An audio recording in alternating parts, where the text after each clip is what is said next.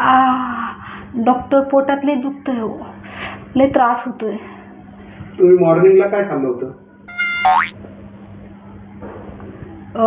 Pizza, burger आणि पुलाव खाल्ला होता पनीर टाकून. हो का?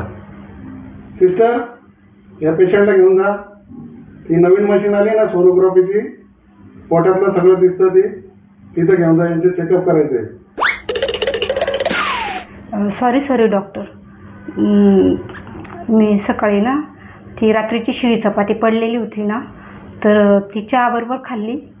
पांढरा भात उरलेला होता, तो चटणी टाकून खाल्ला आणि रात्रीचे उरलेले शेंगोळे पण खाल्ले. No, no, no, no.